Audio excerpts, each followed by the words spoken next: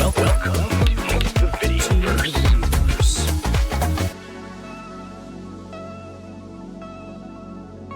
Alright. Hi everybody, this is Zoe. Welcome back to the Videoverse podcast. So for this episode, I'm again be the host and I have my colleague Alex to be the co-host for this episode. So Alex, you want to say hi? Yeah, right. Hello. Excited to be here. Excited to chat with Flavio. And yeah, Zoe, I'll let you keep going. All right. Thanks, Alex. Okay, so he already mentioned that. So for this episode, we're having Flavio from Netflix join us. Really, it's a great pleasure to. I know you're busy, Flavio. So at the beginning, I want you to introduce yourself to our audience. All right. Absolutely. Thanks for inviting me to participate in the Videoverse. It's a pleasure to be here and have a conversation about the world of video streaming. Yeah. As you mentioned before you started the recording, there's a lot going on the video space, especially in live. So super excited to be talking more about it. Yeah, but you actually really got it. This you're doing some work that I'm supposed to actually emphasize again. Yes, this is a podcast. It's mainly about video streaming. So we like to share a lot of knowledge from our this time is guests like Flario, and then to see how the technologies enable video streaming to potentially bring more and more enjoy video experience to our end users. So Flavio, I know that you have abundant experience in this. So I'd like you to briefly introduce by yourself. For example, at the beginning, how Absolutely. did you get to this field? And you work on different companies, you have different experience. So just to give us some of your background. Yeah. Absolutely. And yeah, just to introduce me to the audience, my name is Flavio Ribeiro. It's a pretty hard last name for Americans Yeah, to yeah, pronounce it's it right. actually. I actually have multiple last names. It's a common thing in Brazil. So for the ones that don't know, I come from a small city in the northeast of Brazil. It's called Campina Grande, in the state of Paraíba, and that's where I started my journey with video. I was lucky enough that during my undergrad, the government of Brazil was recreating the Brazilian digital television system. And back in the days, the government was highly focused on having the universities participating in that. So that was the first time that I got exposure to how compression works, how bit streams work, how embedded systems works, and all that. So it was super helpful for me to have that exposure so early in my career. And then just to fast forward, right when I finished my electrical engineering undergrad, I moved over to Rio. A lot of people are more familiar with Rio de Janeiro in Brazil. Um, I went to work for the largest broadcast conglomerate in Latin America. It's called Globo. Back in the days, live streaming was not really a big thing, but we could already see some signals that that component of video delivery, of content delivery, would impact the What was destiny of the company. what was the time when you So joined? we're talking around 2011, Okay. 2010, 2011. That's when I moved to Rio. And I had the chance to participate on the creation of the first live streaming team, engineering team. I worked for Globo.com. It was an Mhm. internet branch for Globo. So back in the days, most of these media conglomerates, they had a internet branch. It was not really Ah, part of the like core of the business. It was basically the technology internet branch, and that's where I landed. I worked a lot in the back end as well as in the front end. Still playing with the Adobe Flash technologies, Flash oh, Media Live Encoder. and all the services that run with ActionScript. Back in the days, I was a software engineer. Right after the World Cup in 2014, I had the chance to come to New York City to work for the New York Times. The company was making a more significant investment in video. The elections were coming up. The Donald Trump, Hillary Clinton battle during that time. So I joined the New York Times to help with building a live streaming pipeline. I also had the chance to work on the front end with player development. It was a pretty great time to work building playback stacks as well. That led me to join, back in the days, CBS Interactive, which was the internet branch for CBS before the merger with Viacom. So before these two companies became what is Paramount today. Had an amazing time at CBS for about three and a half years, where I made a major shift to more of a management, on the management side. We worked in pretty massive projects, including the Super Bowl in 2018 and the Super Bowl in, I think, 2021. And then I was pretty tired of live. I was like, great, my journey in live streaming is over. It was the pandemic. I was like, I just need some time off. And then this opportunity with Netflix came up. It was an opportunity to manage a team that does not relate to live streaming. It was a team called Media Systems, mainly focused in formats and closed captions, fragmented MP4, all types of containers. It felt like an interesting opportunity. I joined Netflix, and 6 months into my new role, Netflix decided to do live. So I came back to live, and live is kind of coming after me. And it's been about 2 years, 2.5 years that we've been in this journey in live streaming with Netflix today. Yeah. Basically, I was studying many things, so what you just mentioned, but I found that, for example, you're talking about live, right? So here's the streaming, you're really involved in live. And then even though, for example, you mentioned that after you joined Netflix, you were not targeting on that, but then you were pulled back to where you were before. And in particular, I think this is very exciting that you mentioned a great series of events about live. So you mentioned that initially in Global, you're doing, at least involving World Cup. And then that's right. one of the, if not the biggest, at least one of the biggest worldwide event for World Cup, because last year, for example, like a huge amount of audience, they definitely compared that against Olympics. And then you mentioned that because now we are also at that time about the elections here in the US. And then you mentioned one of the, at least the number one sports in terms of the audience engagement, the Super Bowl and in the football. So all these events that actually involve the live. So based on your experience, how did you like see the evolving of the live streaming offering for all these great events, the technology evolving, the market Yes. trend? So yeah. Yeah, those are all very good questions. I was super lucky to have had the chance to work in entertainment projects, in sports projects with CBS, and news projects as well, including the elections with the New York Times and CBS News.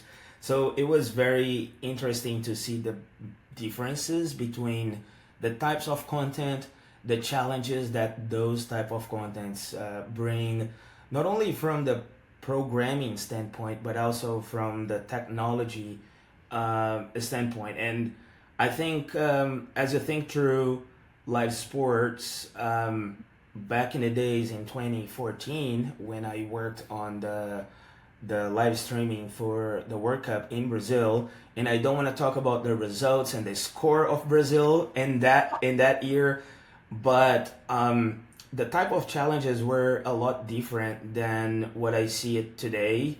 They scale was a challenge, but at that time, the users, the consumers, were not looking at internet streaming as a competitor for over the air television. So people would come in to watch anything on their browsers. Mobile phones were still picking up, and they all had an expectation that they would have a subpar experience.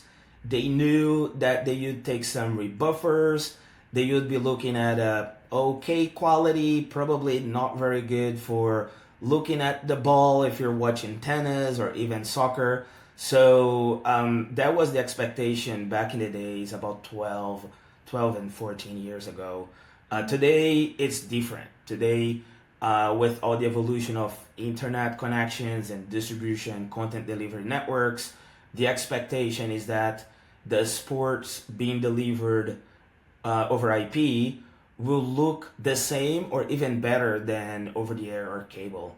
So discussions around not only the quality, the frame rate, how do we do 60 frames per second, how we do 120 frames per second, how we do HDR, how we do live Dolby Vision, and a topic that it's been around for quite some time, but now it's picking up even more is around the latency and the latency for sports specifically. So there's quite a lot to unpack on these observations, but I think specifically when it comes to sports, you're dealing with an audience that's super passionate about the content they're watching. It's an audience that's willing to pay. It's willing to pay more to watch their clubs, to watch their teams, and they are actually expecting an experience that can fulfill that moment of entertainment for them. I see. You basically mentioned three use cases or segment. I think that's one of the three of the top dominants. You mentioned sports and then money as well as news. So particularly, I think, because for example, Alex, I know that he has playing a lot on soccer, which is actually global wise is football, and then so you mentioned particularly, it seems like used to be the audience didn't expect much for internet streaming, right? Though they expect that they should be able to get that from broadcasting like cables and watching that in the big screens on TVs. But now it seems that they're not satisfied. You mentioned quite a few, even the numbers, even look for all these kind of things. You just mentioned the HDRs, the high definition, ultra high definition with Dolby Visions, and the audience become greedy. So Yes. there's some technologies that make it happen. Yeah, specifically when you think about, we were talking about 10, 12, 14 years ago, live streaming was basically an add-on top of what broadcast really did. So you think about the closed captions, workflows. The majority of the people on the internet are still relying on 608, 708 for captions delivery. That comes from a world or from a time where you didn't really need to deliver 5, 10, 12, 20 closed captions language for the same event. The same for ads. How do you integrate your ads workflow? There's still a lot of lingo and methods and specifications that comes from the legacy broadcast days with Scuddy and all that. So the interesting point, like you mentioned, the users are expecting a pretty high experience. They want to see ultra definition. They want to see a lot of frames.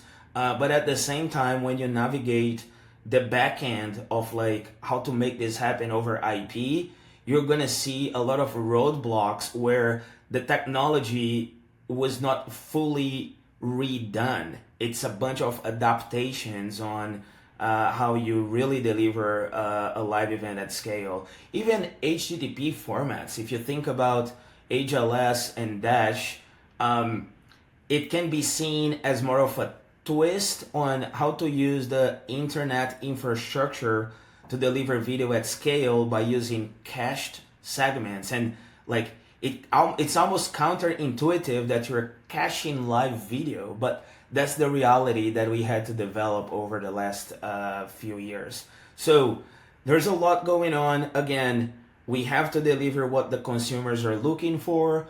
We have to circumvent those shortcomings on closed captions, on ads, on the IP in general. And I see some technologies that I consider to be disruptive. I've been following a little bit closer with the media over quick, what people are trying to do on that front, the evolution of SMPTE 2110, and how to think about the broadcast problem as a more of a software defined network problem. How do we rely a lot more on the IP technology, but not trying to adjust or remediate the problems from the legacy broadcast, but actually rethinking how to do it all from scratch.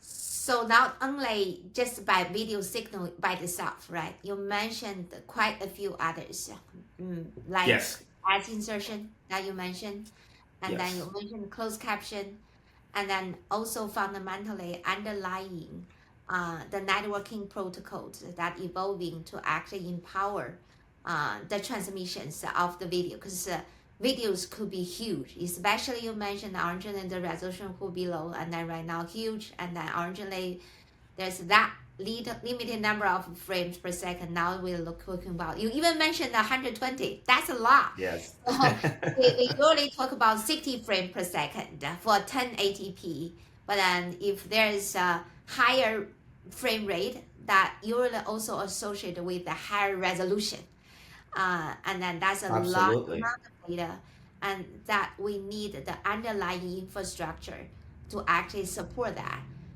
So this That's is like, exactly right. yeah, and then it's the internet is happening, and then the video technology is happening, and then you also mentioned all these others. Well, and So I feel like people also there's that need for instantaneous like access to everything in general nowadays, but especially with video, everybody has a very low threshold for buffering or like waiting around in general. So when it comes to an experience like watching your favorite sports team play or like watching, your favorite show, you get very sort of angsty is a word I Yes. could use for like if the playback experience or the live experience isn't up to the standards that we have now today. Yeah, absolutely. And especially now at Netflix, we're just at the beginning of our journey with live streaming. We've been delivering the first events, but we want to make sure that the technology that we build and the experiences that we deliver to our member base is on pair with what they expect from a service like Netflix. So, um, as a product, as an entertainment offering, we've been building our reputation in quality, in mhm. good user experience, good quality of experience. So a lot of the challenges that we've been looking at is essentially how to keep this bar on our live shows, so our users are satisfied the same way. Yeah, just like there's so many factors we're talking about, but then just now, Alex, and you talking about, I think this the latency. Sports latency is definitely important. We don't want, like you mentioned, Netflix such has a high bar down there, and then if you start to do sports live streaming, the audience want to learn the result instantaneously. But you also mentioned there's a technology say even though we're talking about low delay, but there's still some caching that happen. So what is that? Can you just elaborate a little bit more? Live, how do you resolve the latency and how that actually relate to the caching technologies underneath? Yeah, that's the $1 million question or the $1 billion question. I think, as I said before, we're just starting to learn more about the consumer behavior, specifically in the context of Netflix. But looking at what's happening in the industry, there's a lot of different types of content that can be unlocked by reducing latency. We've been seeing a lot of use cases in the wild in different streaming services where betting is becoming a pretty big component of it all, and that actually brings a lot more challenges from the latency standpoint. So I'm still a true believer that depending on the type of content that you're delivering, you might not need that high, sharp, ultra low latency, but I do believe that there are a lot of other use cases that you might want to unlock that. So we've been looking very closely on all those evolutions, like I mentioned before, trying to understand if HTTP is the protocol more widely adopted for low latency. We've been following along with the low latency protocols like LL- and LLHLS. There's a lot of other alliances like the HASP alliance, trying to understand what's evolving in that front, as well as what's happening on the non TCP world. Like I mentioned before, media over quick is still very, very new. You can see that even the most basic specifications are still being developed in the media over quick, but I do think that's a space that we should be looking for. I think there's a lot of use cases, not only on the delivery side, not only on the last mile side, but also on how can we use quick and media over quick to replace some other components of the broadcast chain. So that's how I've been looking at. Some other leaders are also looking at that perspective as well. But as I said before, we're just in exploration phase. It's just the beginning of our journey, so we're still learning quite a lot on that. Right. Yeah, I think you mentioned quite a bit on like underlying networking protocols. That's quite a bit of knowledge. And then, but you also mentioned that latency not always means extremely low latency, right? So now, just now you mentioned LL, that's low latency, but then there's some times we have to do some compromise between latency and some other factors, especially maybe you mentioned there's got to be smooth transmissions, qualities, and then there's also besides the signals, there's other parts. And so based on your experience regarding the live, what usually, if the latency, what's that kind of range? And sometimes we know that betting could be very low, but there's some use cases that user will be able to tolerate longer latency. And then with that, there's something that we can leverage that maybe we can add more other content, allowing other tasks to be more relatively easy to implement. For example, news, media, entertainment that may be able to tolerate the long latency.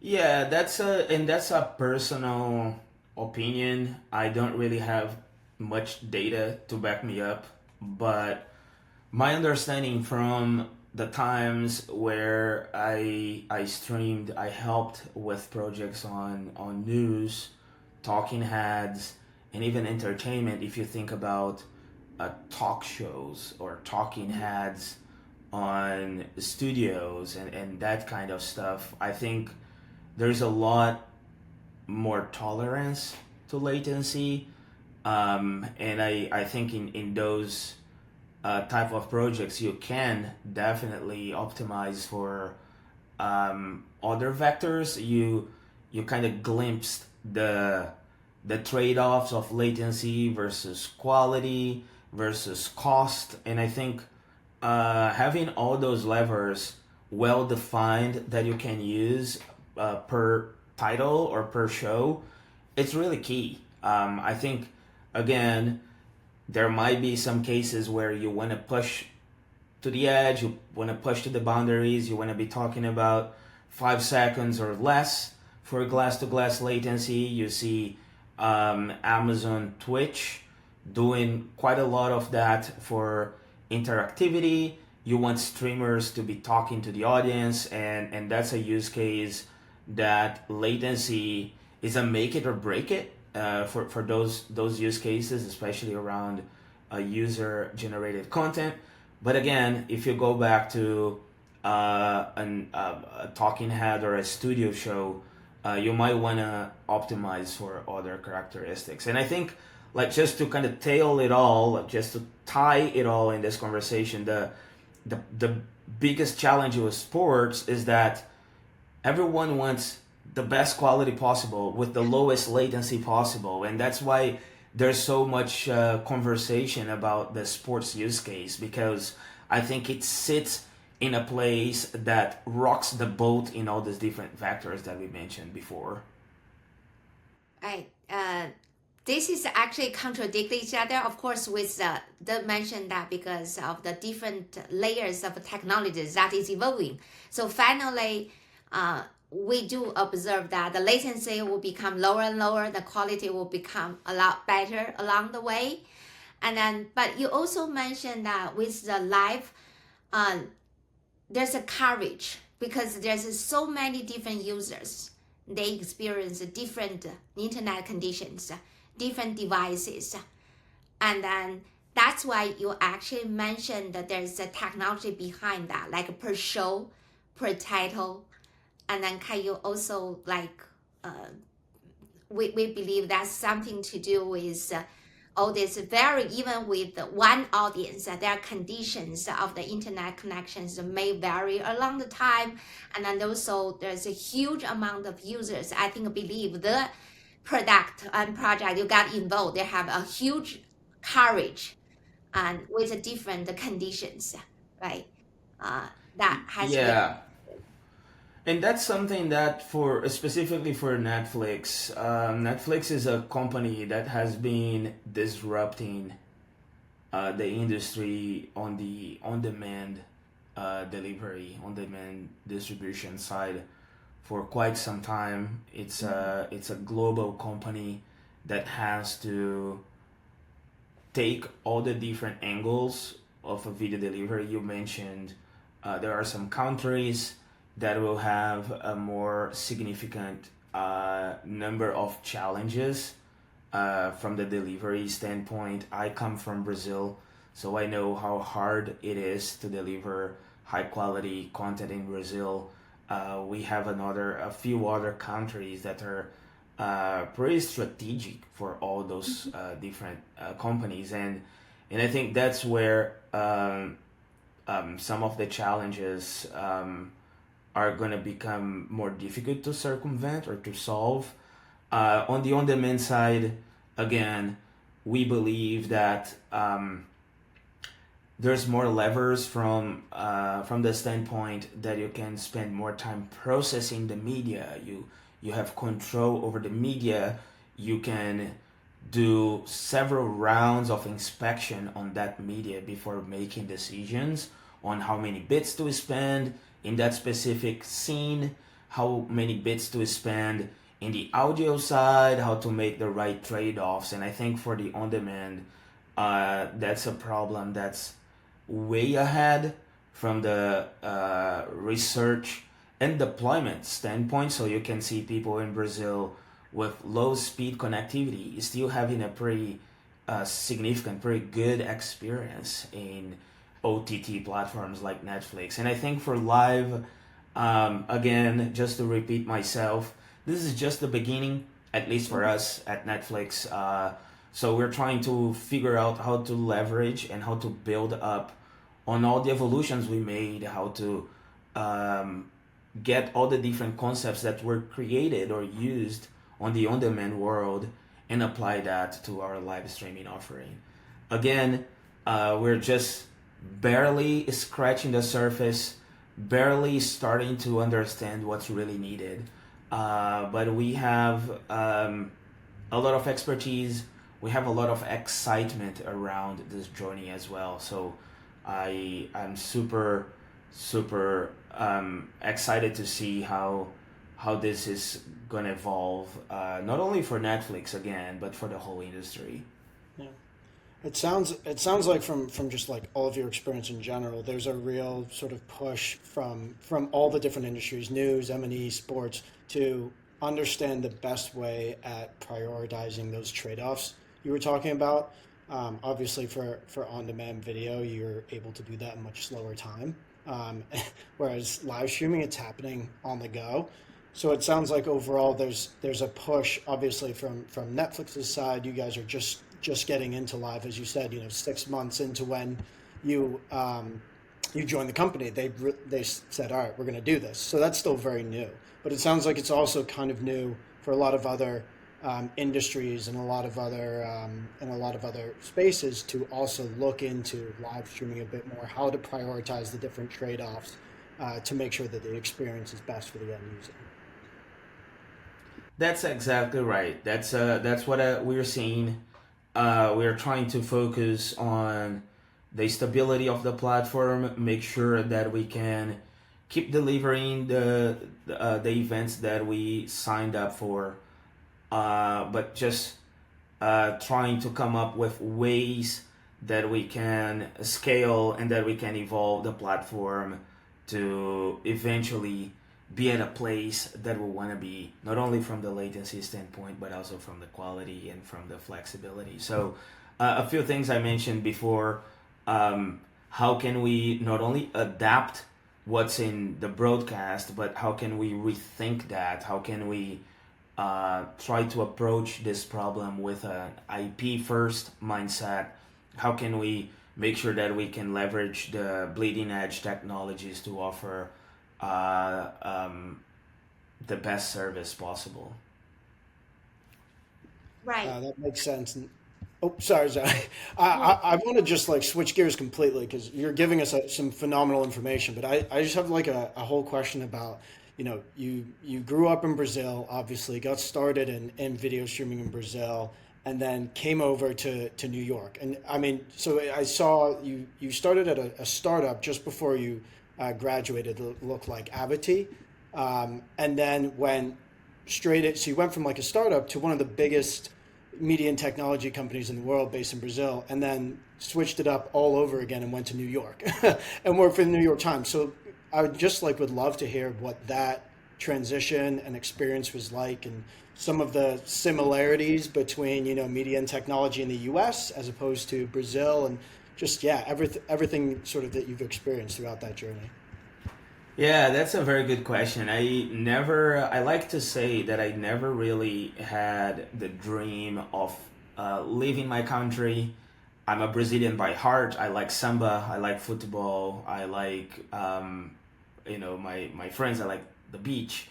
And back in the days, when I finished my undergrad, I was focused a lot in Python development, and Python was still growing. I think it was Python 2.3 back in the days, and Globo was adopting Python heavily, which really helped me to make this migration over to Rio.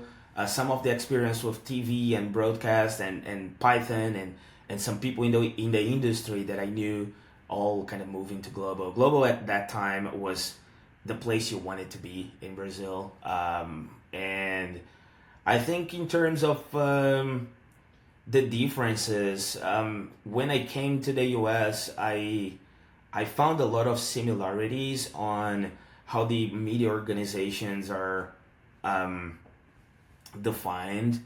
For Globo, we had the affiliates program, so we had a lot of owned and operated affiliates across the globe. I could see the same at CBS.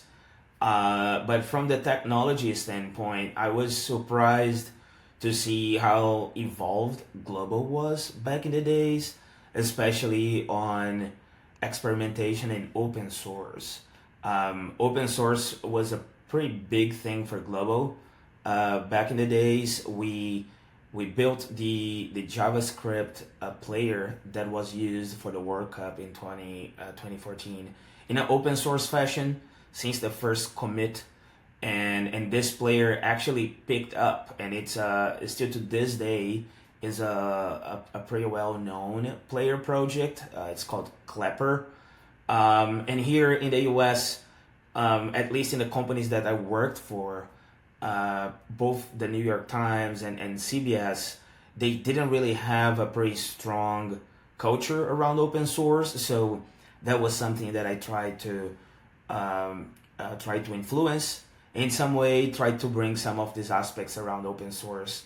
And it's funny that I was just reading an article about how open source is not trending anymore, and the industry is looking at open source differently right now, and like needing more people to help with open source projects and big open source projects. So it's a world where I think there's some cycles, and potentially we're in a cycle where open source is not really in the focus right now, but I'm hoping that it will come back even stronger. But yeah, all of that to say, it's been pretty wild. It's been a wild journey.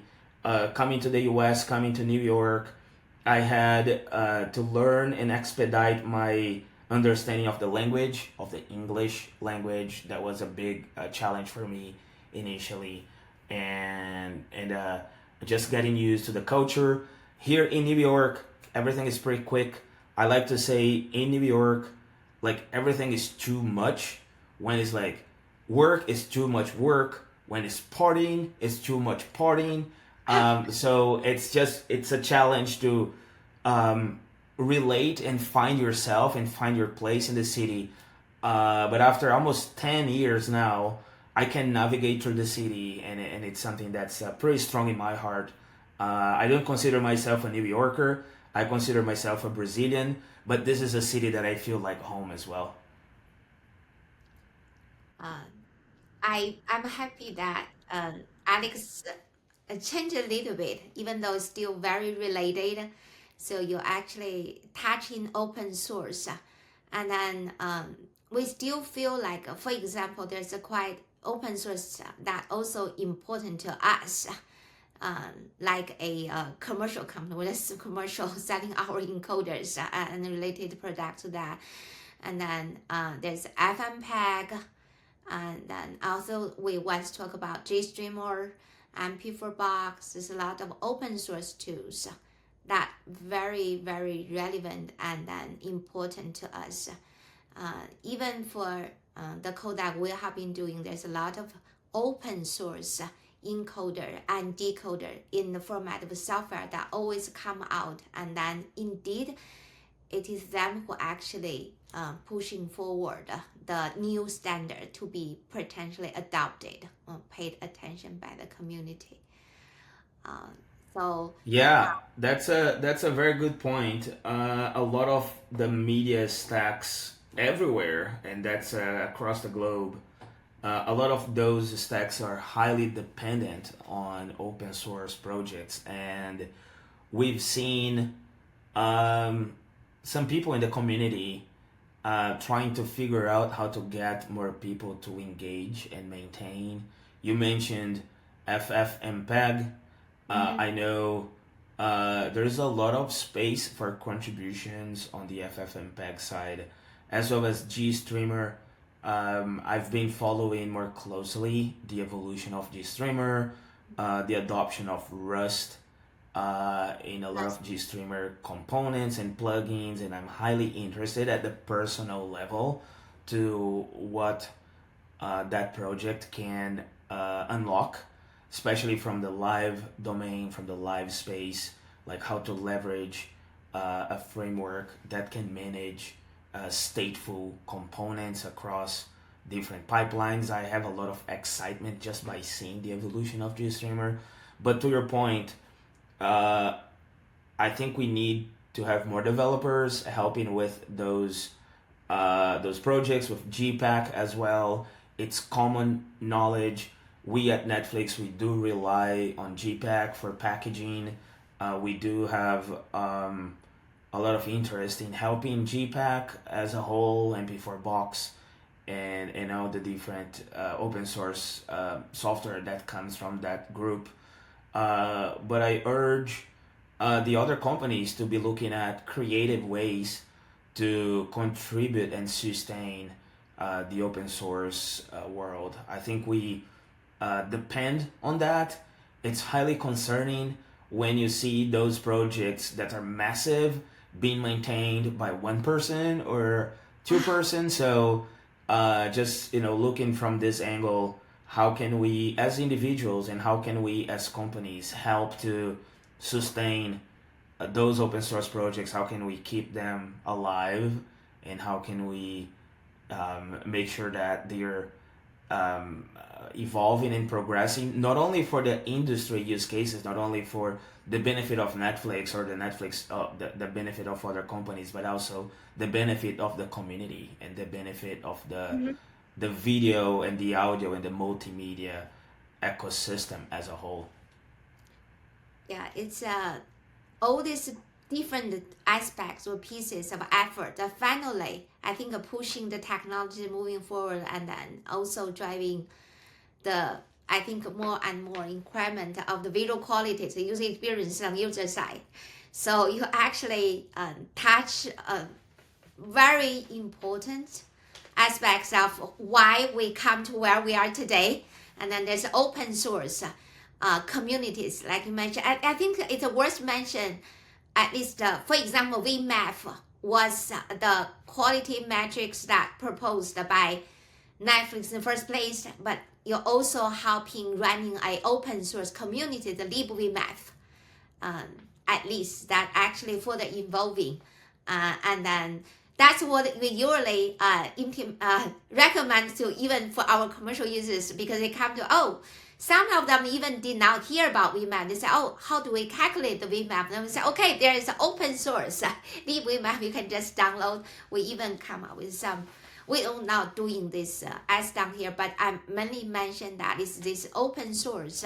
Not only you have good quality VMAP concept down there, but it's a LibVMAP actually just propagate this concept, introduce implementation, then further let people enjoy and experience and play with that. And it's all like, this is what VMAP can deliver, finally. Yeah, it's a way to move the industry in the right direction, in my opinion. I know there's a lot of other projects built on top of VMAF and looking at different ways to evolve VMAF. Internally, we have a team that's highly dedicated to like reinventing VMAF and how VMAF can work better for different scenarios. We're talking HDR, Dolby Vision, we're talking about film grains, like how VMAF continues to deliver value in those workflows on defining quality.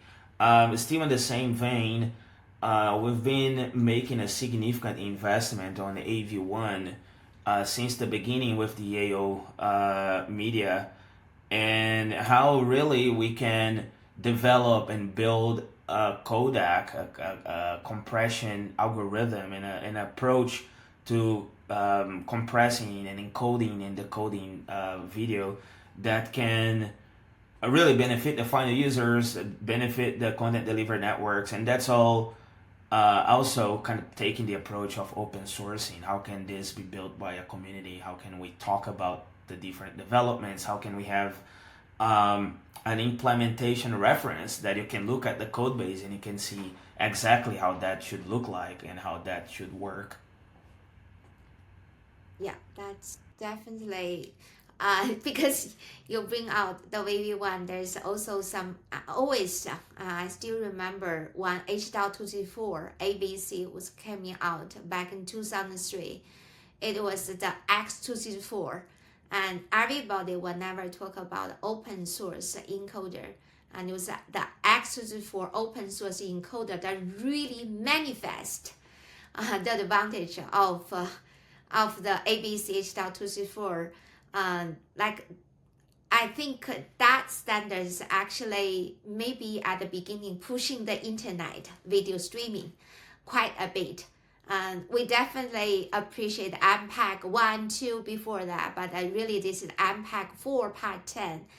another name for H.264, actually really moving the needle. But then at the beginning, people think it's very complicated and hard, even though it has a lot of coding efficiency, but it's running really slow. But now X264 with a lot of technologies behind its encoding, it really showed that no, it can really run fast, and that now nobody challenge that 264 is slow. Everybody say, okay, look at 264 how fast it can run. But of course, there's other factors play that.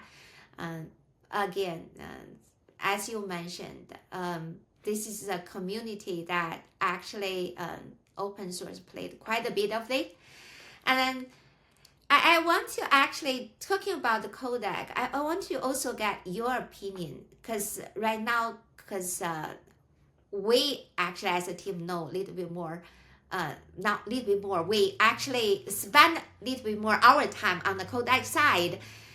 There's always a legacy, because thinking about the coverage. And then there's a new technologies, AV1 for example, compared to other technologies. Not only on the codec, you also mentioned that on the fundamental, like IP, looking at quick, and then media over quick. So what do you think? There's some legacy down there because that users are deploying that. And then we're talking about new technologies, meaning that there's something that needs to change. And there's always some inertia down there. And how actually you thinking and insights about this? And there's a coverage side, and then there's a new things that potentially can get more benefit, but then there's also consideration about other things. Yeah, that's I think being able to sustain and maintain legacy devices, legacy networks is something that's inherent to what we do. Specifically when it comes to codecs and decoders, this has been a problem for the industry for decades now. When you think about the evolution cycle for AV1, we don't talk in months, we don't talk in years, we talk more in like decades, how we can really have a sustainable impact by using new technologies. And I think that's a pain that we have to deal with, specifically to some deployments, including Netflix in this. I think being able to own most of the cycle, if not all the cycle, so all the way from the compression, from the encoding perspective, the packaging, the delivery, and playback, that gives some companies, and again, I include Netflix in this, that enables those companies to try out different things in a more flexible way. One example, AV1 for Netflix is already giving us, paying a lot of dividends for us from the quality standpoint on the on-demand product. Is something that we have a pretty good penetration already, and I think we can benefit from this type of deployments. But when you think about other companies where you rely on third-party players and third-party content delivery networks and third-party software for encoding and compressing, that's where I think the complexity is bigger or more convoluted, because you have to deal with the legacy in a different way. So I know it's a long-winded answer to your question. It doesn't really provide a clear opinion of how I think about it. All I know is that it's a pain that's inherent to the work we're doing. We should always be thinking about how long a decision that you make is going to last. So you can see the example of closed captions, a decision that was made in the 50s or in the 60s. Is this still the mainstream way of delivering captions? So whatever decision that you're making moving forward, we're now talking AV2, and as we mentioned, it's been a trending topic in this conversation, media over quick. Like whatever decisions we're making now, there is a pretty significant chance that that decision will live for decades. So just keeping that in our minds as we think forward. I know Zoe in offline we've been talking about how to leverage GPU. What are the evolutions on that front? I think there's a lot of promising things happening on that world, and whatever decision is being made or whatever evolution is being unlocked by these innovations, we should be certain that they will live for a long time. I was actually getting one point at least from your side. So we have a lot of things, like you mentioned, legacies. We need to deal with them. But then basically we bear something visionary in mind. And then, so it will surprise me you mentioned that not only just month, years, and the decades, actually, that you mentioned. So as such, we have something that in the long run, and then I think at least we're trending ourselves towards that way.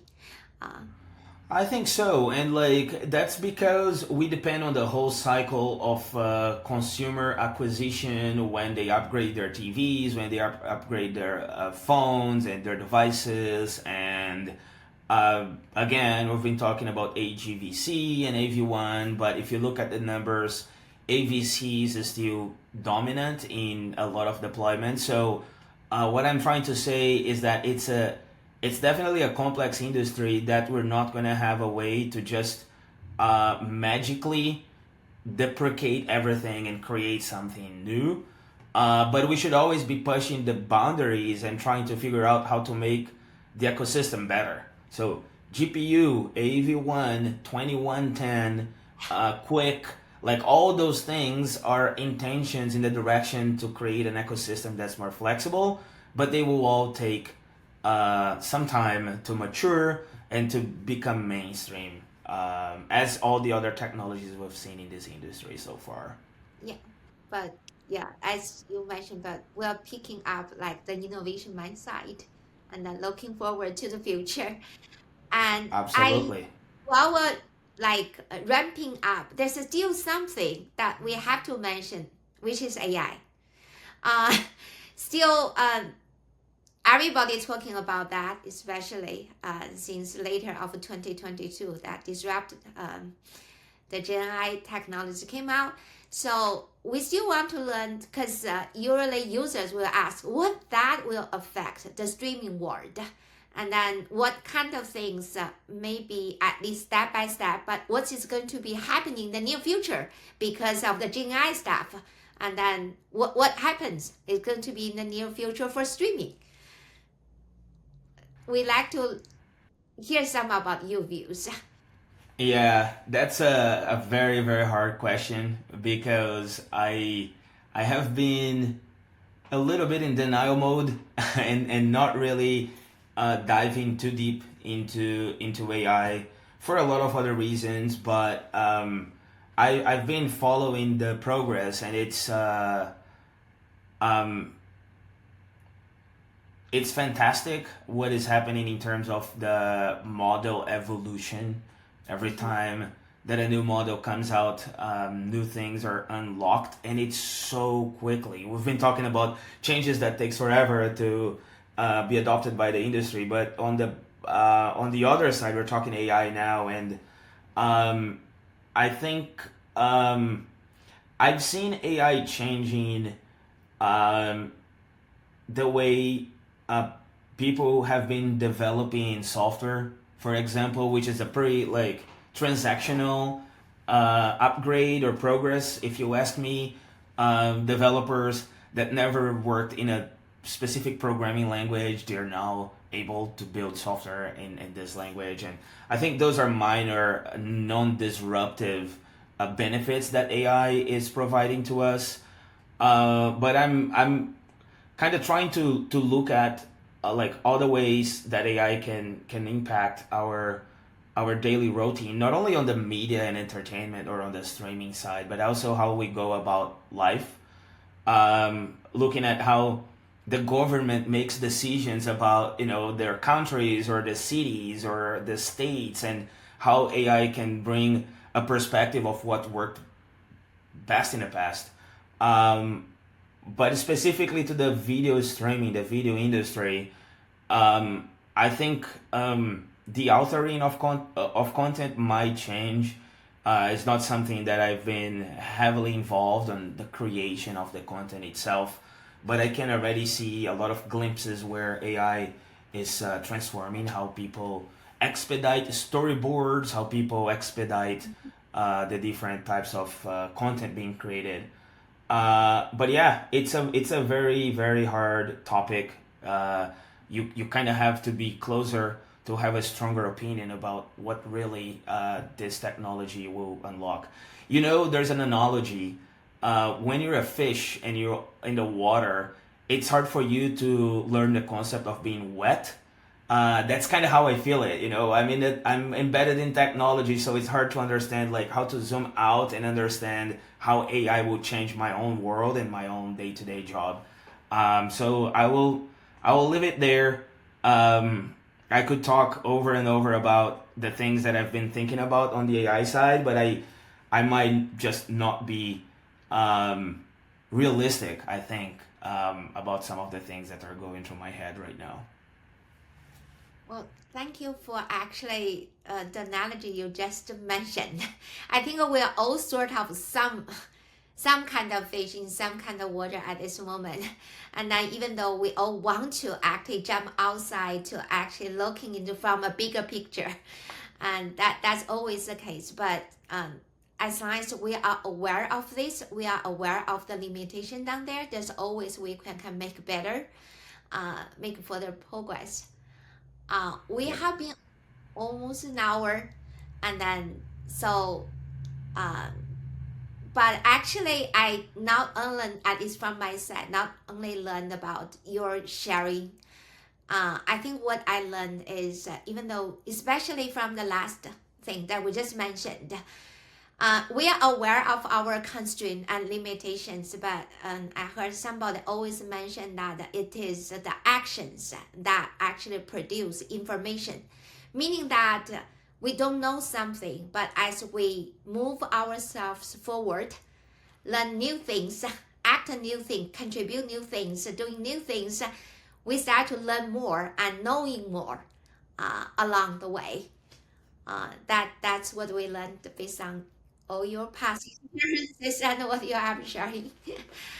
And Yeah, I think the quicker you learn how to learn, the better, especially in this industry. If you learn what makes you a quicker learner, if that's reading, if that's watching, if that's producing, trying out, I think once you find your best way of learning things, that's how you're gonna be unlocking most of your talent. You're gonna be successful not only in your career but also in your personal life. Being surrounded by people that are also learners. I think that's one thing I've seen here in New York specifically. Just being surrounded by people that are always hungry for learning more. So if you can find your way of learning, the quicker, the better. I think you will navigate your journey of life. well, really, thank you. And I still want to have one comment because you always mention you treat yourself as a Brazil person, even though you're in the big city of New York, but you already take New York as at least another home of your life, even though it's a two, but that gave you the opportunity to expose yourself to a lot of new things and information, different categories. That's actually really have yourself have the opportunity to learn new things, become even a quick learner in that environment. Yeah, New York transforms yourself in so many ways, and I'm true to that. I did transform myself multiple times. I did become a different person, but I'm a Brazilian by heart. I um, I try to mix and match the things that I like the most in Brazil with the things that I like the most in New York, and I try to go about my life, one step at a time, one day at a time, and just trying to enjoy the best moments of both. Well, thank you. And then I'm going to actually close this episode. So, and then I hope everybody, and the really, at least um, myself, actually take something from here. And then we enjoy your journey. And then we're looking forward to learn more from your future. And then I will definitely paying attention to your own pursuits as well as what's going on in the whole world, in the streaming as well as in the larger world regarding for potentially on AI and all the other things, because the world is changing fast, but then we all just have the belief it will only change better along the way. Thank Yeah, you. I appreciate it. Thank you. It's been amazing to have this conversation with you both. It's a pleasure to participate on the Videoverse, and yeah, let's keep in touch. I promise you, when I learn more about what AI will unlock, I will come back here so we can have a special episode just talking about AI and the video streaming and the media and entertainment world. But I had a great time. I appreciated the time, and I hope it's been helpful and fun for the listeners. Well, thank you, and also thanks Alex to be my host, co-host. We also thanks everyone to paying attention to this episode. And Flavio, as you just mentioned, we're looking forward to having you back down the road. All right. Absolutely. You can count on Okay. me. Thanks, Thank you. everyone. Thank Bye. you. And then I'll see everybody the next time.